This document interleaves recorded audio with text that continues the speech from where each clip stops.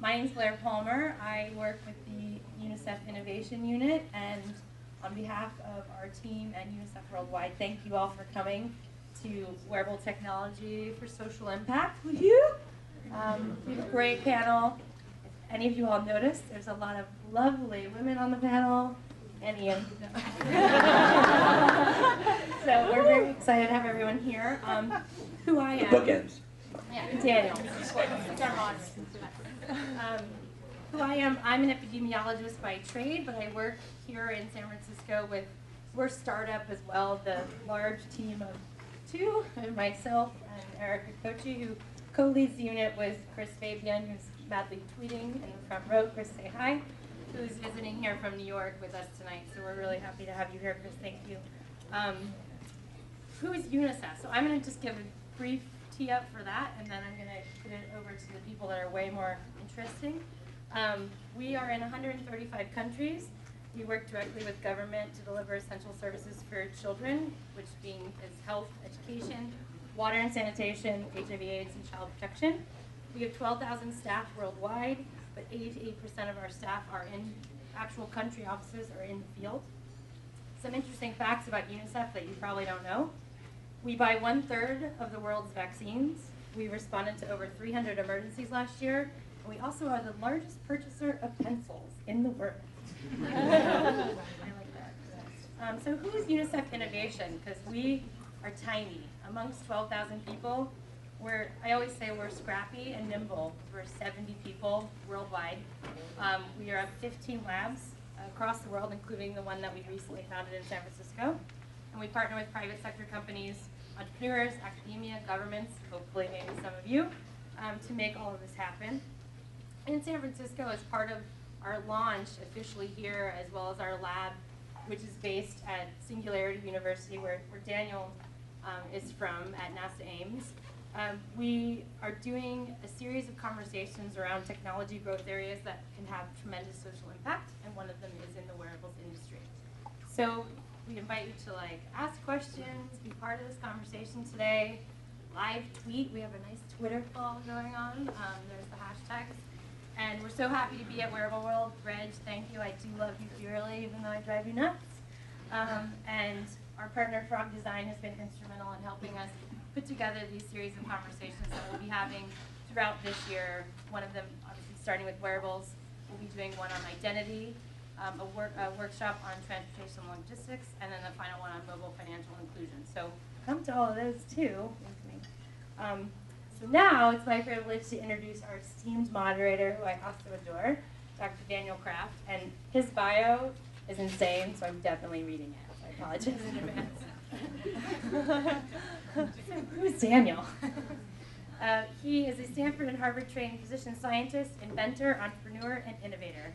With over 20 years of experience in clinical practice, biomedical research, and healthcare innovation, Daniel has chaired the medicine track for Singularity University since SU's inception, and they are a key partner for us. We're very appreciative of all of their support, in addition to an extensive career in academic research.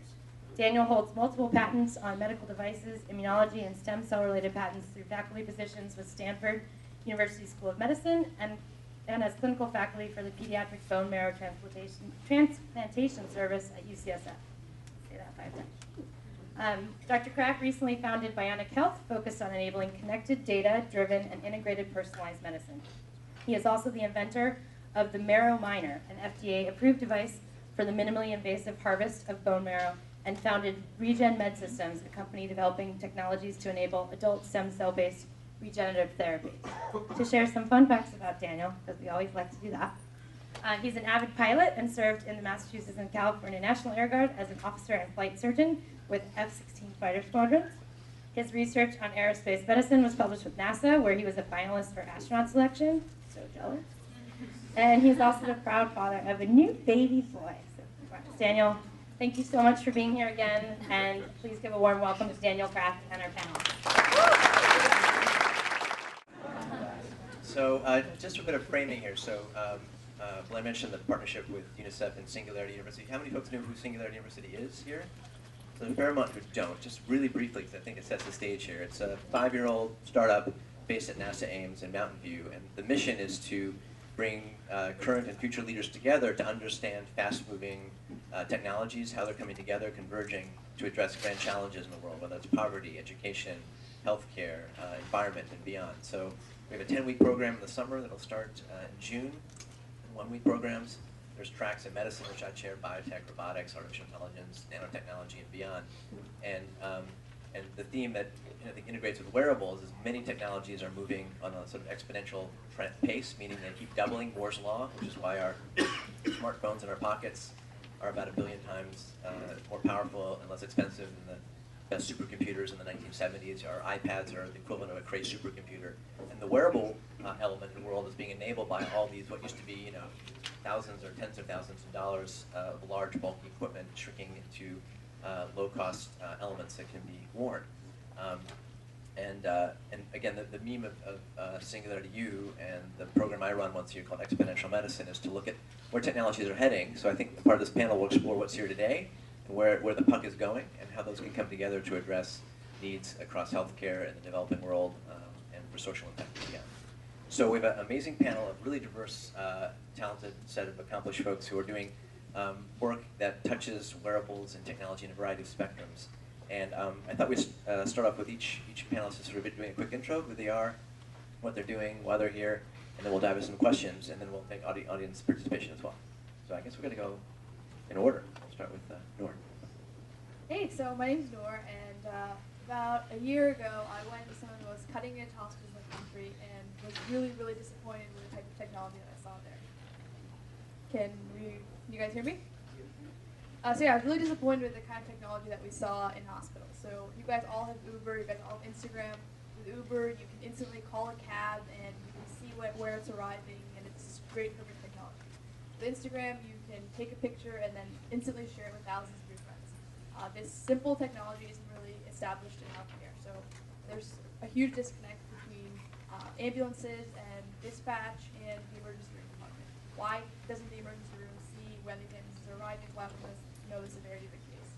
So I saw this really strong need in healthcare for better technology to connect clinicians. So what I ended up starting with this company called Remedy, and what we've built is a clinical collaboration tool on Google Glass that allows any provider with a patient to show what they're seeing to a remote provider. So in terms of social impact, we're all here because we want to make social impact. What we're really trying to do is trying to improve the delivery of healthcare remotely. So right now, all the academic centers are in Boston, are in Cambridge, are in New York, or in San Francisco.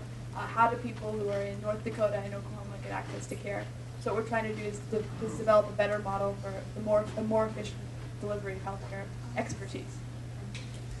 Thanks, Eric. Hi, my name is Erica Kochi. I co-lead the innovation unit at UNICEF, and we're a group of designers, developers, crazy thinkers that try to integrate technology, design practice, innovation into our work around the world. So my journey with technology started about 8 or 9 years ago when I started seeing cell phones in even the most remote locations around the world, where there was no electricity at all. And sort of this got me thinking about, well, what did this mean to have this two-way communication device in people's hands? And for us, it's meant a lot. It's meant that we can have conversations with people even in the most remote locations in the world. But more and more, it's moving into not just that sort of voice call or that text message, but we're looking at what the future of this is and the data that this produces and how this can be meaningful in changing millions of children's lives around the world. So as UNICEF, we're just starting to explore the space of wearables. We have some very low-fi, low-tech wearables that we've been using for many years, which I think Denise is going to talk about later on. But we see this as a really exciting space that has tremendous potential to touch millions of people's lives around the world. Hi, I'm Denise Kirschbein. I'm with Frog Design, and Frog Design, you may or may not know, is a global product strategy and design firm. So we work with companies around the world to uncover opportunities and then design and bring to market products and services that ideally advance the human experience, whether that's social impact or consumer products or services or processes. I think you have an example of that up on screen. So we do everything from the strategy, to the software, to the service, to the UI, to the brand strategy, interaction design, mechanical engineering, industrial design, ideally within large product and service ecosystems. So sort of an end-to-end play across physical and digital and sort of everything in between. Why are we here joining this conversation? Why would you put a design firm within this panel on social impact? It's because a designer's role, design's role in this community is to help us all sort of think about what are the translation points between the technology and the actual needs out in the field. And the way that we can do that is by helping our clients and our partners actually think about where do you uncover the value for the end users and for the companies or organizations. And so our story with wearables, this is actually the Disney Magic Band behind me. I don't know if any of you are familiar with this story, so this is just coming out into the Disney parks. This is one example of a wearable, and people don't actually think about this as a wearable perhaps, but it's a wristband with an RFID tag within it and allows you to sort of go through a lot of processes within the park. This is on one end of the spectrum of wearables, and then on the other end, you might have things like the Bill Gates newborn backpack that we did with UNICEF. So a wide range of applications. But what we're really thinking about with wearables and why I'm excited to be on this panel is because we want to help move the conversation on what is a wearable. What does it mean? Designers tend to think about things in terms of metaphors or analogies. So if you think about typical wearable devices today, like the Fitbit or other sort of wellness and exercise devices, it's really kind of like a spigot that's spitting data at you from a very tiny pool of data. And it's spitting that at you, and you can sort of make sense of what that is. Then you look at the Disney Magic Band, and that's more like a key, something that you use to unlock a world outside yourself. And I think that's really important as we start to talk tonight about what is a wearable and how do you think about it in terms of social impact. I'm Pampa DeBroy. I'm the International Programs Manager for Embrace. Yep. Can you hear me? Closer? All right. There we go. I'm Pampa. I'm with a company called Embrace. Embrace is an organization that came out of the design school at Stanford University. And the co-founders, actually one of them is here, Rahul. The co-founders did a lot of research regarding neonatal hypothermia. And what they were finding was that there's a lot of devices out there that do not necessarily fit the needs. So 20 million premature infants are born every year, 4 million die every year, and there's a gap between what currently exists in the field and what's needed. And so what they did is they used design thinking to go and examine what was currently happening, what devices existed, and they found that there was a need for a device that was lower cost, that was portable, that did not necessarily need consistent access to electricity, and that sufficiently regulated temperature and was safe and effective. And so they developed a device called Embrace Nest. It's a portable infant warmer that regulates temperature in neonatal infants. And this is actually the technology itself. So there's a warm pack, a baby wrap, and a heater, which heats the device. And it keeps babies warm for 4 to 6 hours. And so I'm with the nonprofit side of the organization, and we actually create programs around neonatal hypothermia. And so we're finding that sometimes in very low resource settings, this device is very important in being able to regulate temperature in conjunction with education and training programs as well. And so we currently work in 11 countries. We've impacted the lives of 60,000 infants. And we're primarily working actually in India, Uganda, and Afghanistan at this point. So very excited to be here to join the conversation about devices that actually do impact health as well. So thank you. Hi, my name is Tan, and I'm the founder and CEO of a company here locally called Emotive. We're a pioneer and innovator in the space around bringing electroencephalography, or EEG for short, which for anyone who doesn't know, it's basically electrical fluctuation you can observe from neurons interacting in the brain, so it's essentially brain waves. And bringing that from the clinic and the labs into the real world so that you can study contextual brain measurement observation.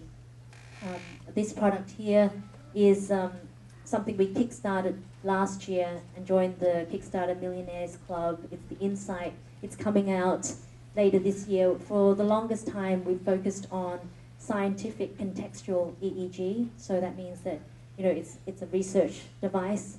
Why do we care about this social impact space, and why does this device matter? Well, it may surprise you to hear that there are 2 billion people worldwide suffering from some sort of neurological condition, impairment.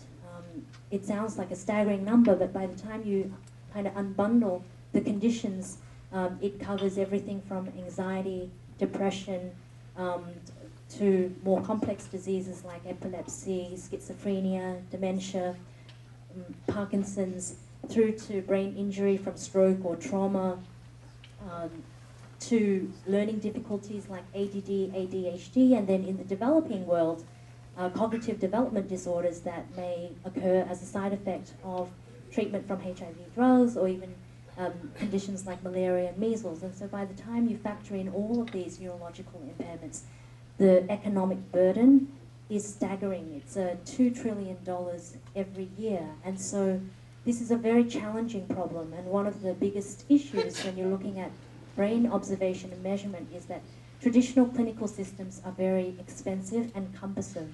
And so our philosophy is to make these measurement and observation systems high resolution but portable and more easy to use, as well as a lot more shareable. And so the data is much more open, and that allows us to allow researchers to collaborate on a global scale. And we're starting to see we've got a footprint in 100 countries, including parts of the world that are we could consider developing countries. And we're really starting to see it make an impact in some of these really difficult areas. I'm the ugly guy on the end. My name's Ian. I work for ARM. We make processors, so the intelligence that's really in all of the wearables today, all of your phones, but we don't make the chips. And so if you think about your high-end phones, Galaxy or whatever one you want to pick, that similar technology is now being deployed in $20 smartphones. Daniel was talking about some of the advancements that are going on with technology.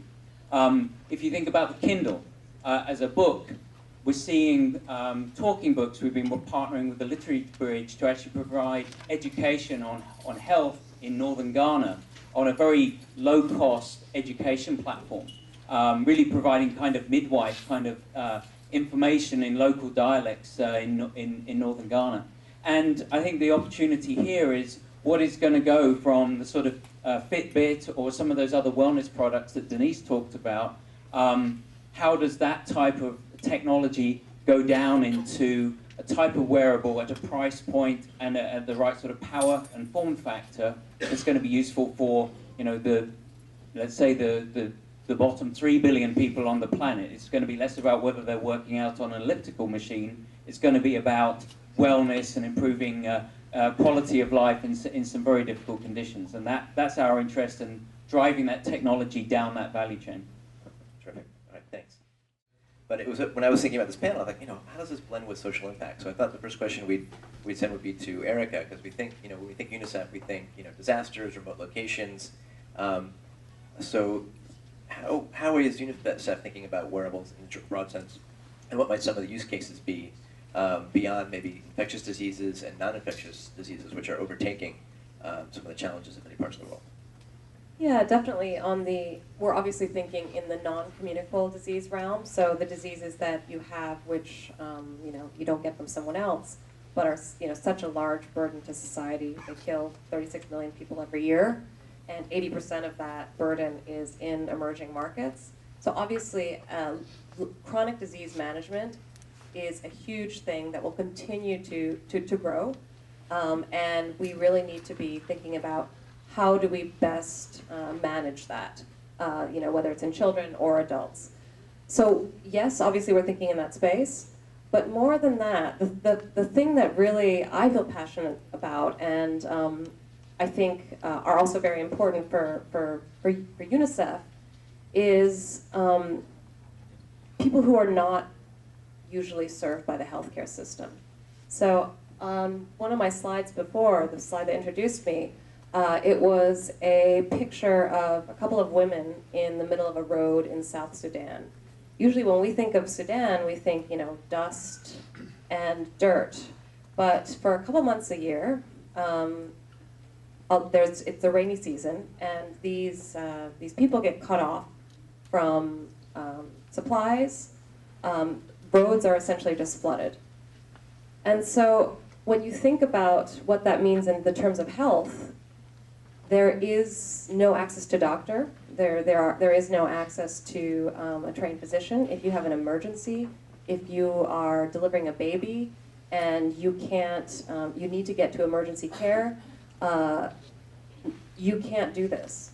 And so when I think about wearables, I really think about it in that situation, for those emergency situations. So I look at the Embrace warmer, for example.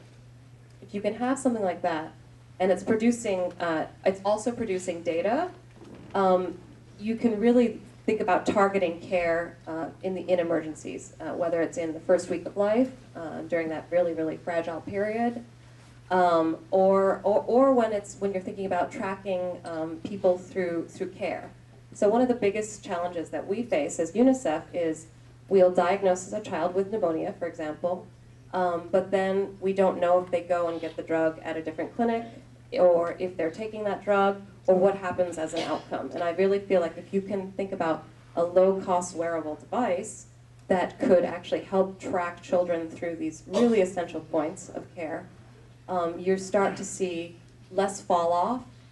You start to be able to use the data that all of these wearables would produce to allocate more resources to it and really know what's happening now, not just what happened in the past. And you can also have the ability to do something about it right now.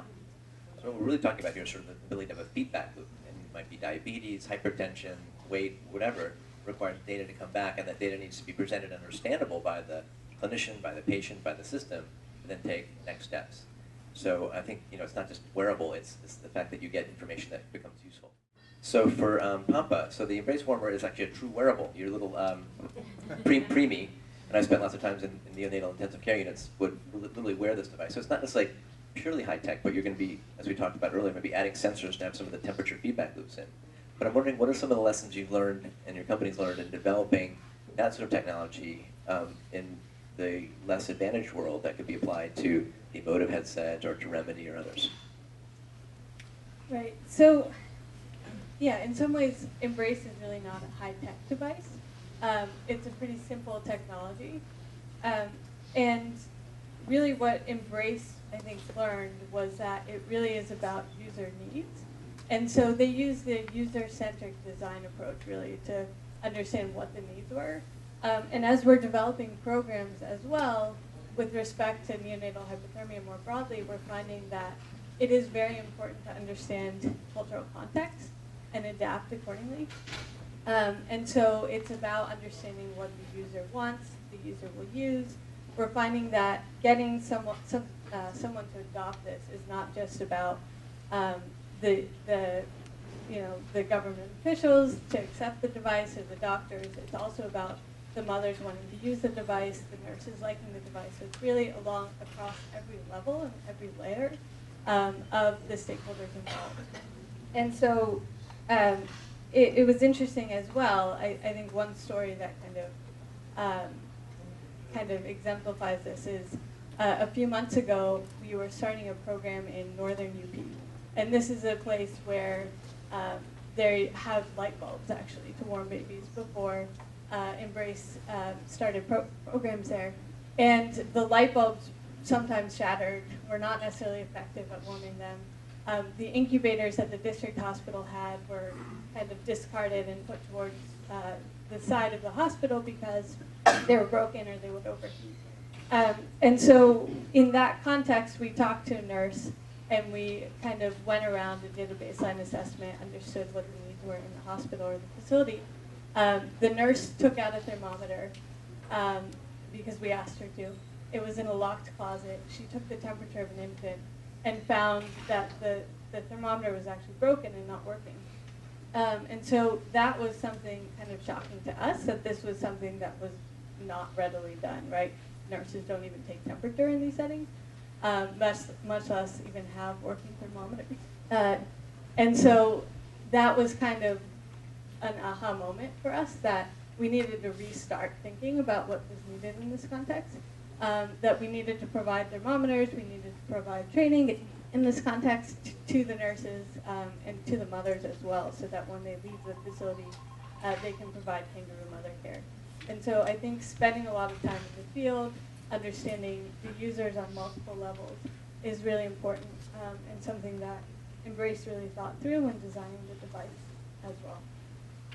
That's a perfect example. I was as a BMT fellow, at bone marrow transplant fellow at Stanford. I went through the first year of the biodesign program. The whole first quarter, especially about need finding, and not just having a technology applied to something, going into the field. So what many of you are working on technologies or have ideas for products, the lesson here is go and sit with the doc or the patient, or fly to Uganda and see what's happening, because you're going to be surprised about the actual challenges of what the need is, and the different pieces of that, whether the thermometer is locked away or there's some cultural barrier to wrapping up a child maybe in some facility.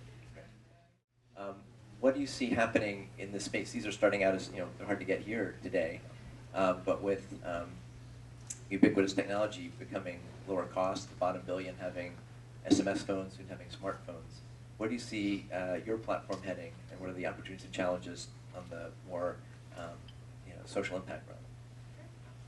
Yeah, so right now we're focused on Google Glass because it's the most well-developed wearable. There are other wearables, for example, like the Recon Jet, which is a more ruggedized version of Google Glass, essentially, which we were thinking about deploying in disaster response and trauma type of situations, because Google Glass, for example, you can be in a situation where it's raining or where there's if a firefighter, there's high heat. Obviously, it makes more sense to use something that's is a bit more rugged. But the real advantage of Google Glass over a mobile phone that is more easily available is that it's hands-free. So a doctor, when they're intubating a patient, they can't be doing that while they're struggling with a mobile phone or something like that. So our platform, the key advantage is really that the doctor is able to take pictures, take videos, get real-time remote guidance while they're hands-free. So that kind of makes it less meaningful to be on a mobile phone or a tablet, even though it is more accessible. So in the short term, I think that the social impact that we can really make on glass and on wearables that are coming out soon is in disaster response and in increasing access to care. So in disaster response, what's really exciting is being able to have multiple people on the ground, having mission command, able to see multiple vantage points. So you can imagine someone on supply, someone on trauma, someone on the various teams that are able to coordinate what's going on. If they're all able to see what's going on from their vantage point, mission command has a much better idea of being able to say, okay, it makes sense to deploy this resource here, or to, for example, if someone is undergoing something like a broken leg, having a doctor be able to remotely guide the person on scene with how to respond in a situation makes a lot more sense than having to wait till they get to the hospital, the next access point. So the real vision behind Remedy is that whenever you come in contact with anyone in healthcare, you have contact with the entire healthcare system. So instead of having to repeat your story at every single checkpoint, everyone who is involved in your care can be brought to you, and that's what we're really trying to do with wearables. A use case maybe you might be able to deploy folks through disaster who have, let's say, EMT-based skills. They could be wearing glass or something similar and be mentored telepresently by a trauma surgeon in New York or San Francisco. Right, so you're able to add skills and situational awareness to anybody sort of on the planet, as long as the connectivity is there.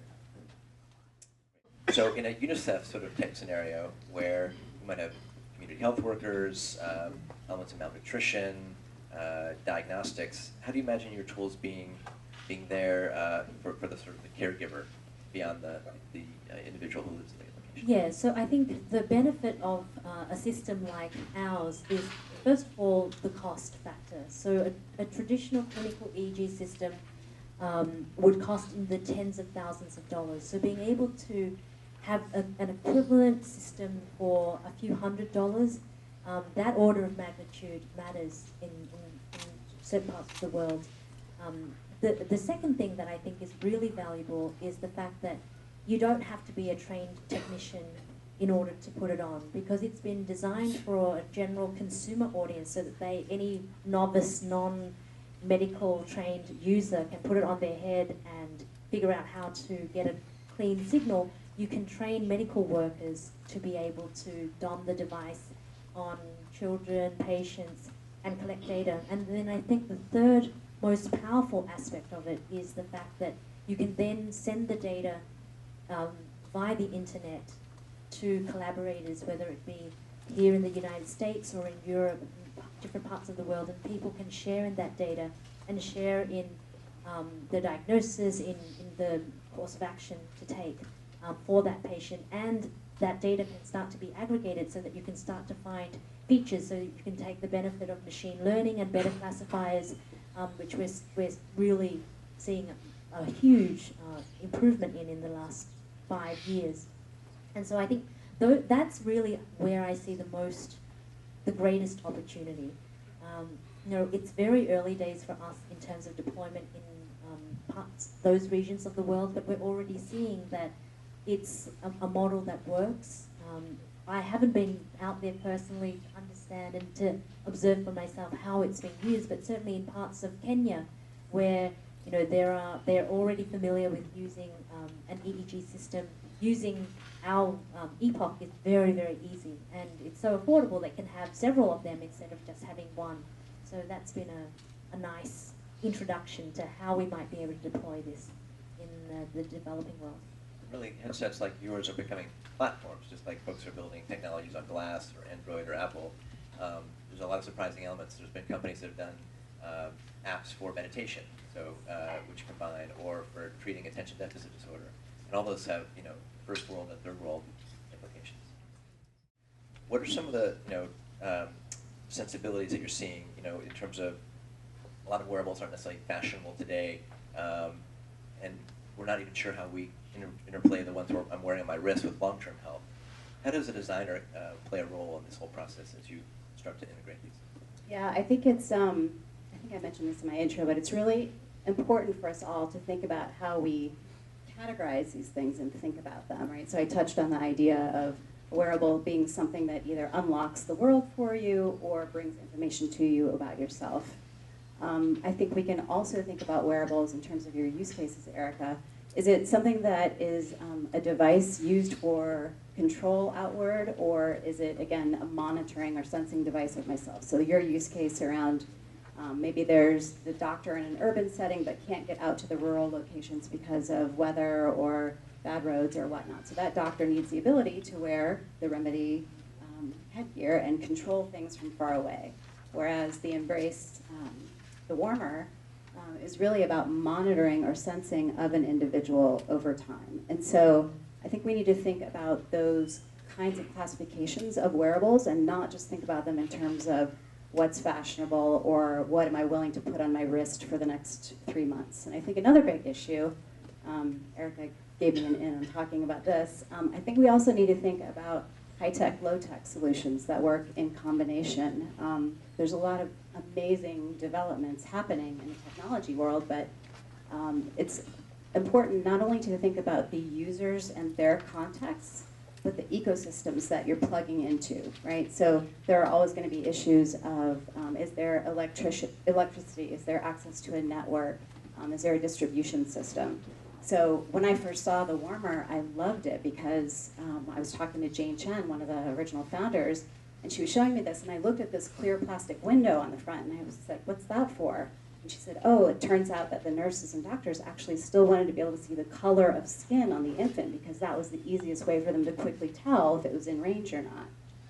And here I have a UNICEF object, which is the MUOC, the mid-upper arm circumference measurer. So this is used for determining nutrition. Yes, please.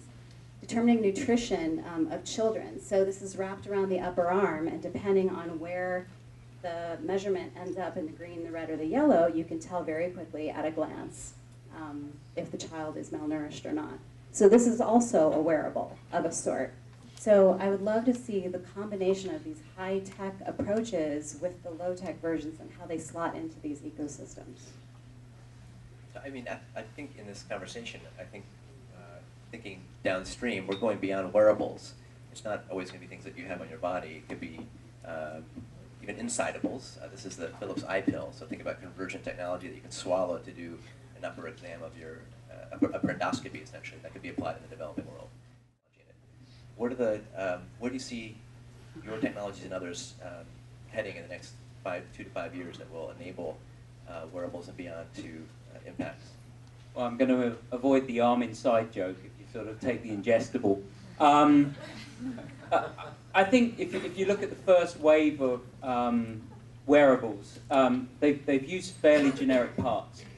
So if you look inside the Fitbit, for example, it's a few bits of technology that aren't all integrated into one thing. They've basically put communications, some sensors, and processor, 3 different chips. And so what you tend to see with these markets is people throw general purpose technology at it first, and that's general purpose software, right? It's general purpose chips. And so if you think about the wearables today, I think there's a lot we need to do in terms of improving battery life. There's a lot we need to do in terms of improving cost.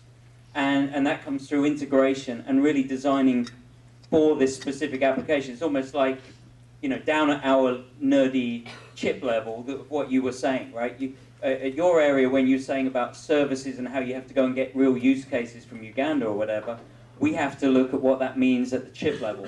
And so people designing specifically for this area, because to Denise's point, it's a very different chip from a smartphone, right? It's a very different chip from a general purpose microcontroller that sits in a smart meter. And so I think the first bit is integration and optimization for the app. And I think the other thing that will help with Denise is looking at how you move the intelligence to other places, right? So you'll improve the power by having a very simple system on your wrist, and all the intelligence is on the phone or up in the tablet. And you basically move that task further up into the cloud where there is resources to go work on that, and that should be able to get you to a battery life of a month or 6 weeks, and that's really the push. We're actually involved. It turns out that one of the main burners of power is the actual communications, whether it's Bluetooth or Wi-Fi and things like that.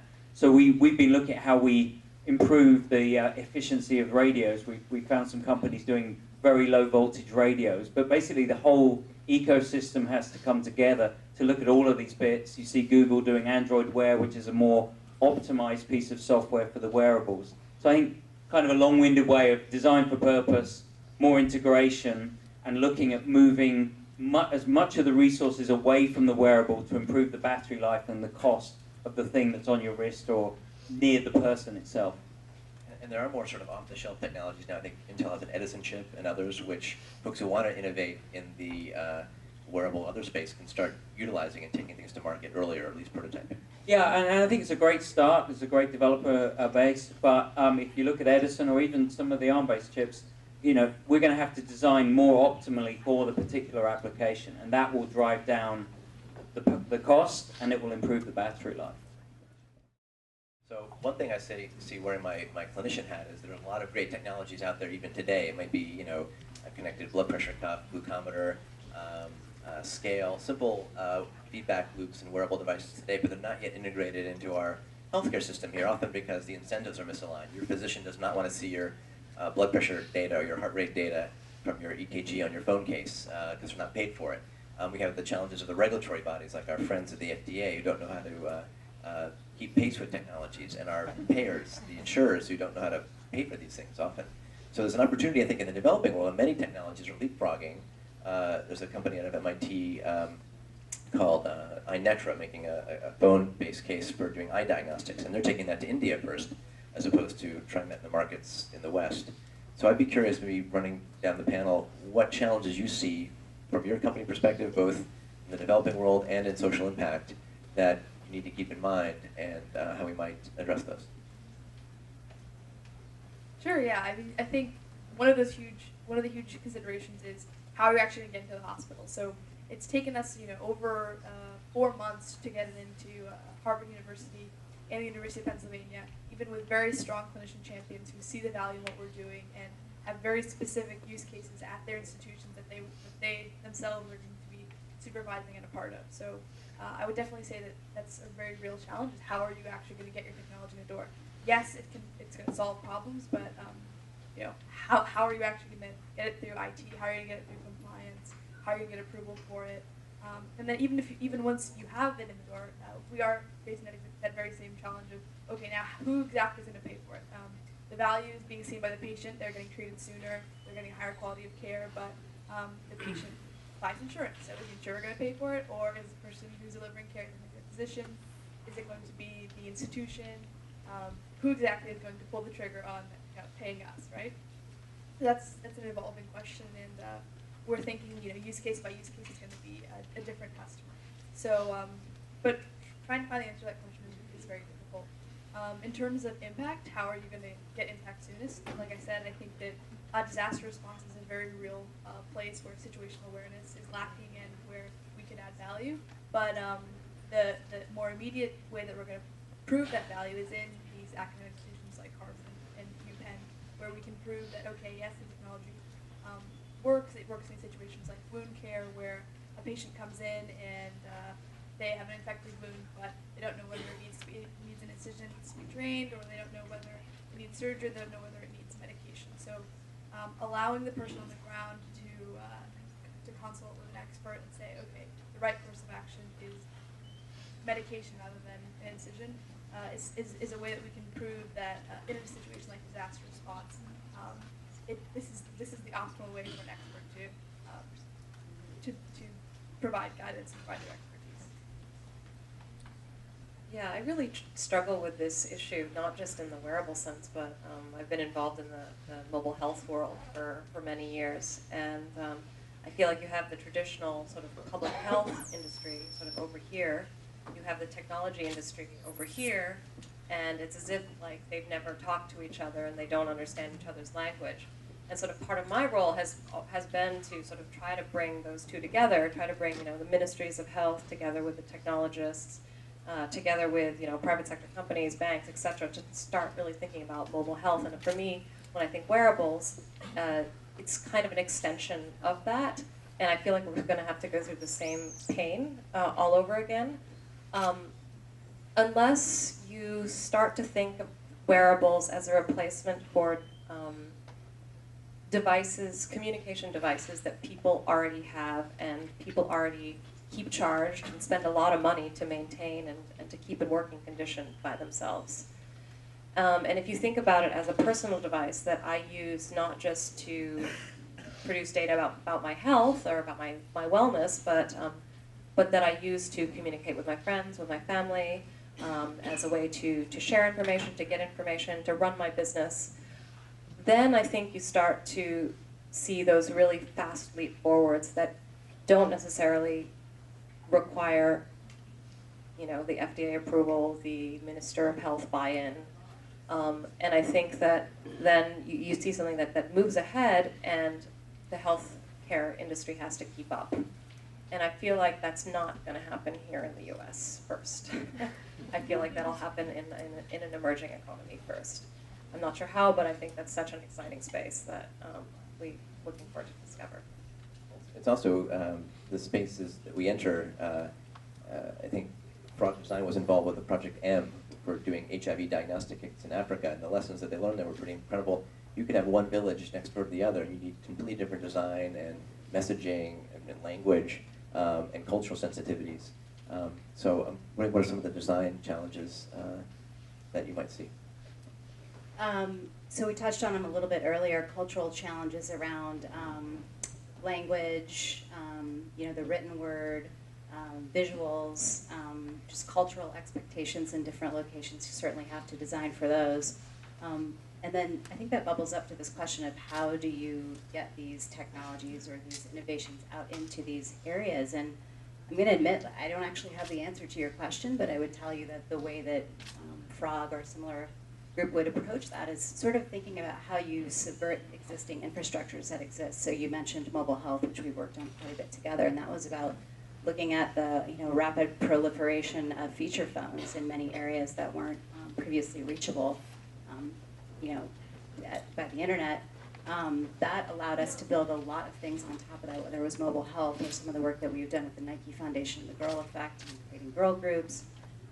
Right now we're working on a program where we're looking at how to deliver oxygen to various hospitals, and we're looking at distribution systems there. And I know there's work going on where you're looking at, and Eric, I don't want to steal your thunder, but some things are considered like, how does FedEx get to rural areas, or how does Coca-Cola deliver to rural areas? So I think it's more of an approach than an answer that we have at this point, but I think, again, it's always looking at flipping the system that's out there and figuring out different ways to approach people that are out there. And leveraging the existing infrastructure. So Dean Kamen, the famous inventor of the Segway and other things, has developed this water purification system, and he's getting it through Coca-Cola as a distribution network. So you can take existing modalities and ride on top of those.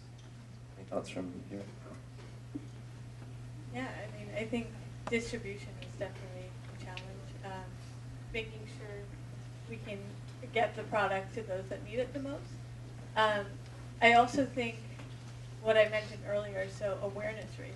So the fact that many of our practitioners don't understand hypothermia as a problem, that's definitely something that we're coming across in terms of raising awareness for the need for the product. One other thing that has come up recently as we're starting to see our programs fall in the 1 year, 2 year bucket is sustainability of a program. So when we leave a site, how does the site staff really continue to use the program, considering the turnover of staff members, for instance? And how can they continue to make sure that the product's fixed, and that we can continue to get product components to them? So these have expiration dates, and after a certain amount of time, they do need to be turned over. And so just making sure that a program is sustainable and that it's driven by the community itself as opposed to us as an external organization is definitely a challenge that we're seeing.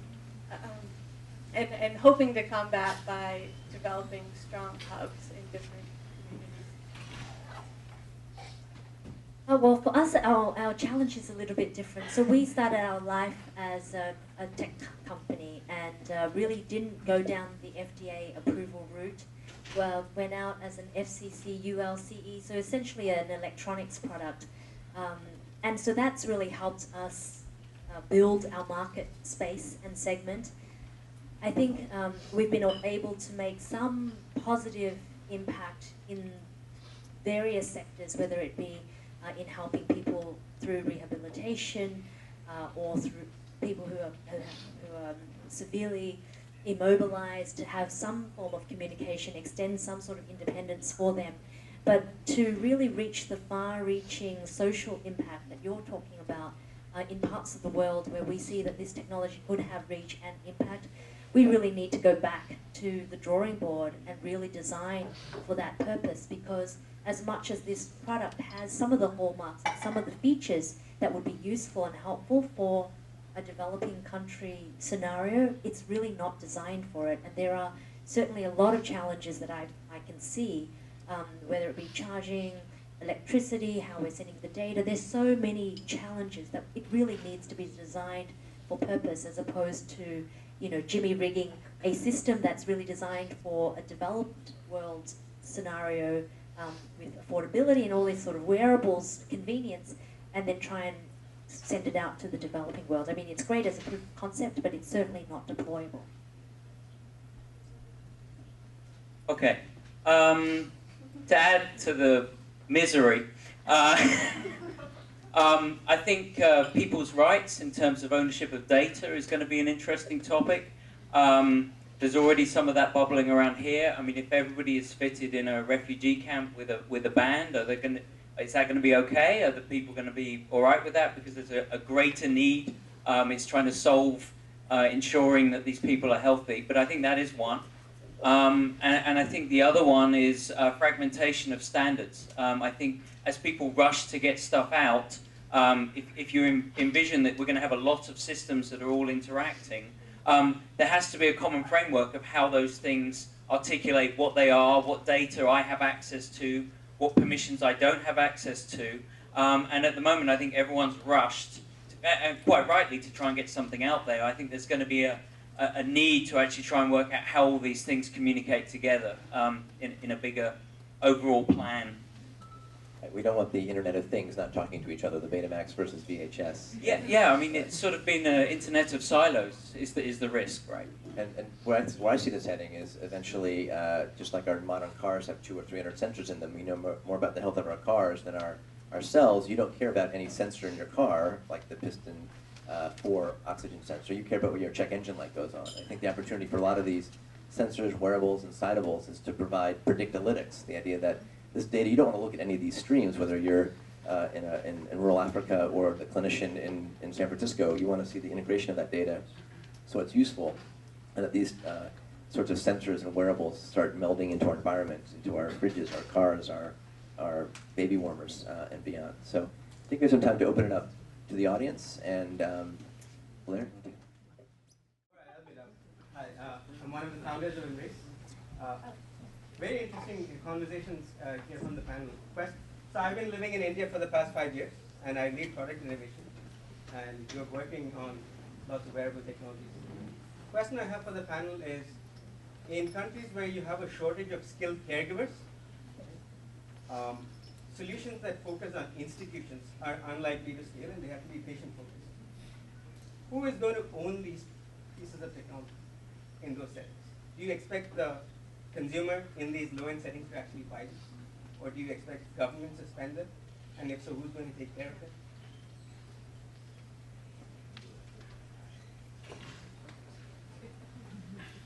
I'm not sure. I think we have the same problem in mobile health as well. The way that UNICEF has always approached any mobile health project is that we want to make it scalable from the outset, and we don't see governments or international organizations buying and servicing devices. So we just don't buy devices. We use what people have, and that we work within those constraints. And those constraints do breed tremendous creativity, but they are constraints, right? What it usually means is we're working with feature phones. And so we have to be really smart about how we do the heavy lifting in the cloud and how we have that fairly light touch point at the end. So that's the way we've dealt with it. I think that if you are a public institution and you're looking at buying and using technology and servicing technology, you need to have a really good argument for why you're doing that versus spending that money somewhere else, especially in really resource-constrained settings. So while it may take off in some private institutions, I don't see it taking off in the public sector straight away. However, that doesn't mean that the device that we hold in our hand, that we all have, which is usually, either feature phone or smartphone, might not become a wearable and might not serve that purpose. And I see it moving in that direction first.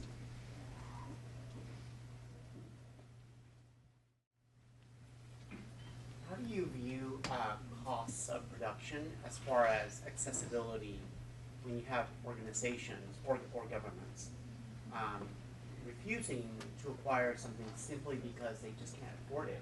Is there a certain curve that maybe a year out, 2 years out, say it becomes more accessible because you're able to make it at a significantly lower cost?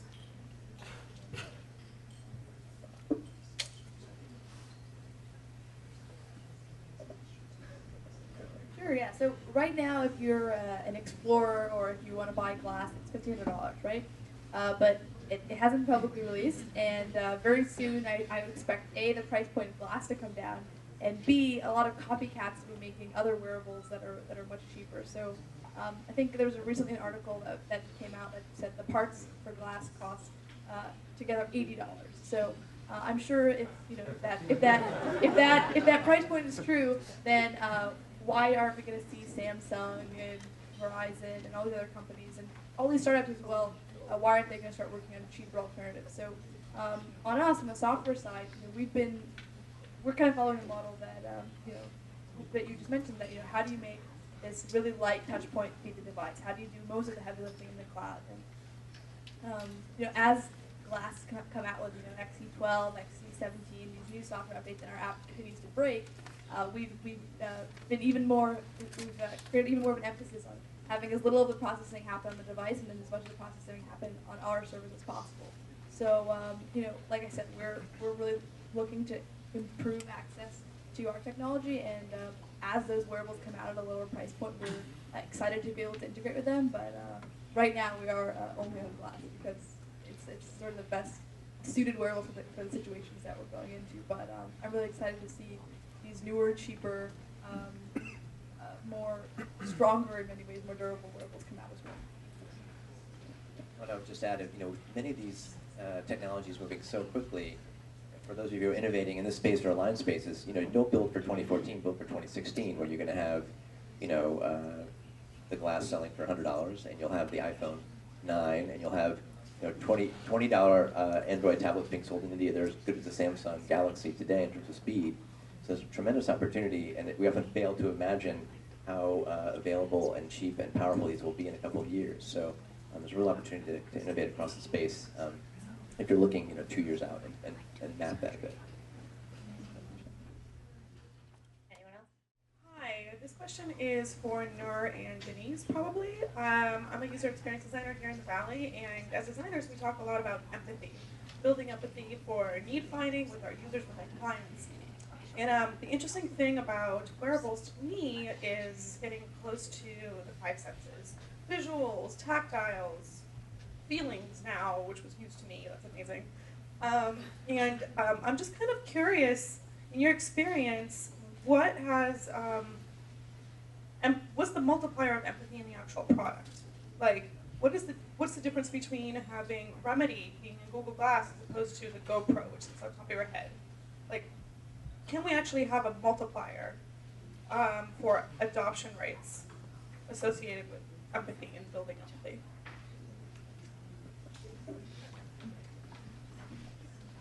I love that you bring up this question because, again, if I take it back to what is design and why is design involved in this conversation, it always comes back to what's the form, what's the authenticity of the form that you're using, right? So, Daniel, you started out the conversation asking about, the shape of wearables and fashion and how are we going to get around this issue of fashion and form, but there's an inherent philosophy in every form that we create, right? There's an inherent belief that this form serves this empathetic need with the user, but people have a bullshit radar for that stuff, right? Let's be honest.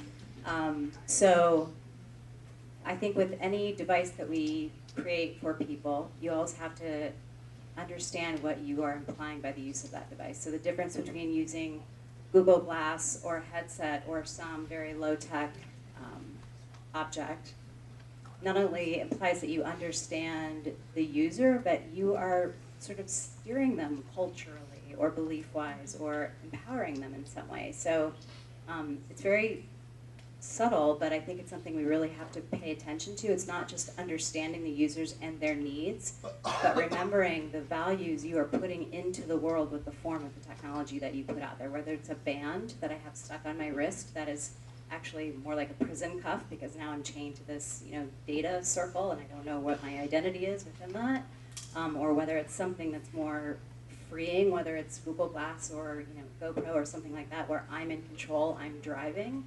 Those are very implicit values there. So that's what we always try to think about when we're thinking about this term empathy and what that means. But what are we putting into the world and how is that driving society and the beliefs behind all of our technology? I'm not sure if I exactly answered your question, but I think one element of this may not be exactly in terms of is self-empathy.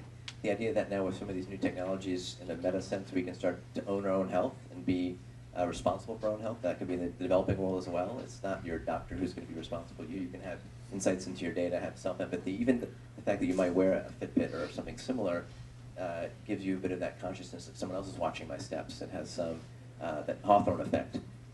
So I think in a meta sense, we can use these technologies to empower individuals to have self-empathy and own their own information and their healthcare as well.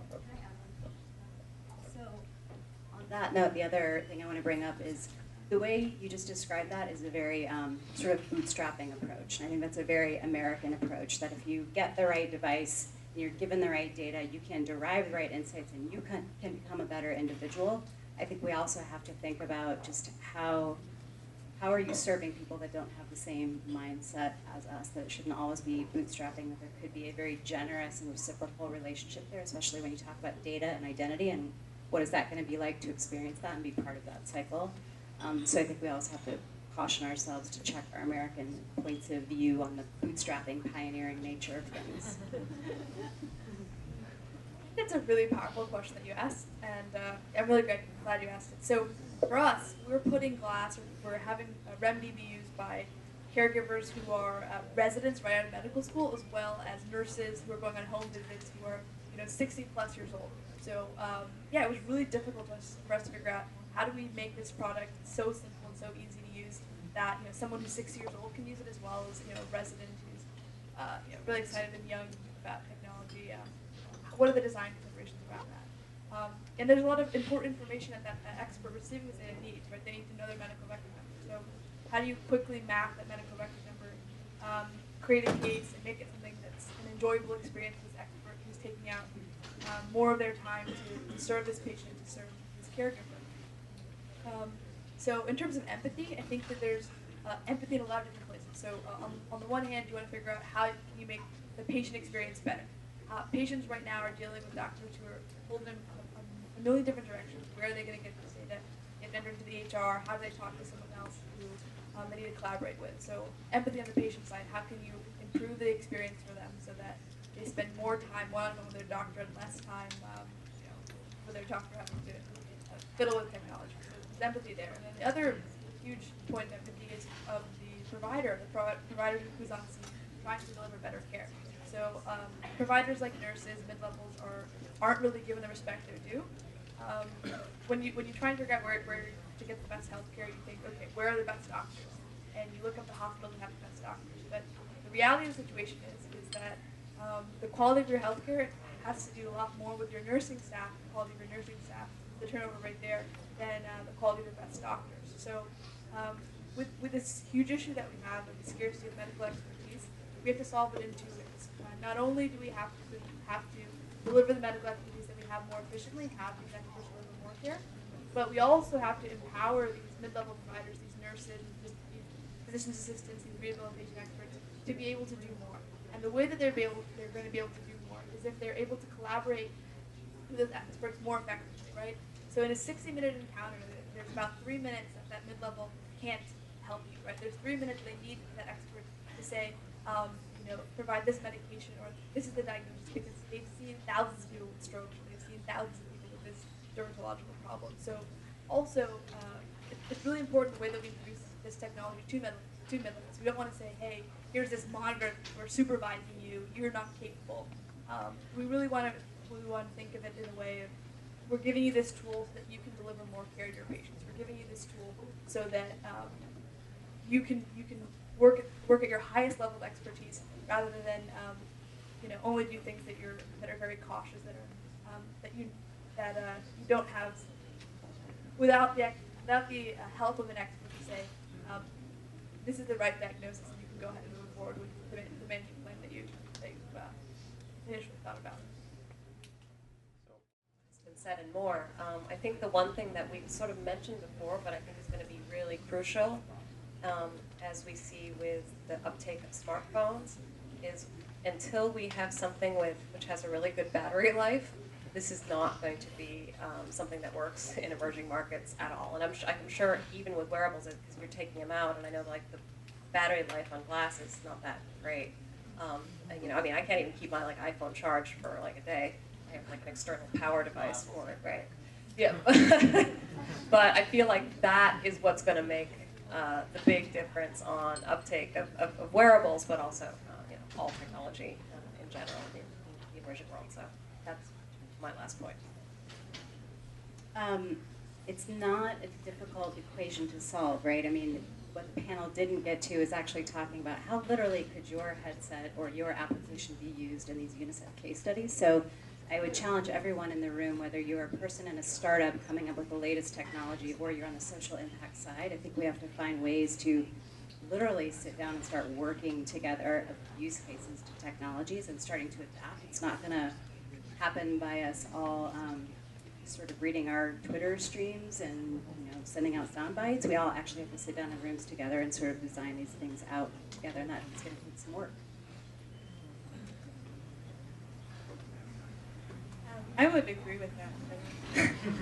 But I would say that, I feel like we've all named several different challenges with respect to getting the products out, getting it used, understanding needs better, etc. And again, it does require multiple heads coming together.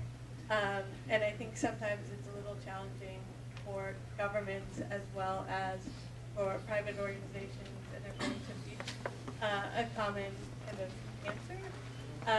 So it's exciting to be here and to hear that people face similar challenges.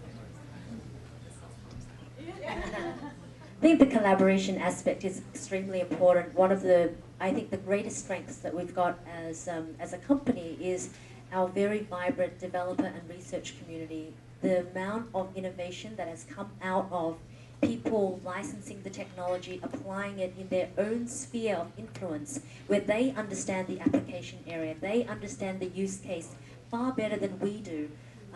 It's much better for you to really focus on what you're good at and open it up to allow other people to embrace what you have and extend it further into application areas that they understand. That's been the really most powerful aspect of getting this product out for us. And so we have that as an underlying philosophy for us, which is creating technology platforms that other people will adopt and care about and use, and really empower them with tools to help them also make an impact, because that way together we can make a much bigger impact. Yeah, a couple of things. I think while there are challenges, I talk about you don't know what you don't know. I think the great thing is there's an innovation that's driving forward, and we are going to start to flesh out some things. And if Bomba's example of children that are being kept heated by a light bulb doesn't inspire these people in this room to actually go and start to try and solve some of these problems. I mean, there was a number of data points tonight, but that one to me has certainly taken away to how we go and solve some of these problems. So there are challenges, but I think we start by finding out what we don't know and solving the technology problems, some of the connectivity problems, some of the services problems, and where that app lands, and go from there. But I think everybody's mobilized to actually do the right thing, and we'll find solutions. I think we're in a really amazing age for solutions, leveraging technology, but smart design thinking, understanding the problem set, and getting out there beyond the bubble of the Bay Area, where we all wear glass and have smartphones. Well, you wear glass. Yeah, exactly. Really quickly, before we let Daniel wrap up, the Google Glass team from Google is here in the back demoing devices, so feel free to go find them. They're all in black t-shirts. Our panelists, who also have products, will be walking around if you would like to talk to them or any of us at UNICEF. So I'll say thank you. Daniel, I'll let you close. I'll just close by thanking the panelists, thanking Blair, thanking our hosting folks here at UNICEF, Frog, and Wearable World. And with that, let's go mix it up and create the future. Thanks.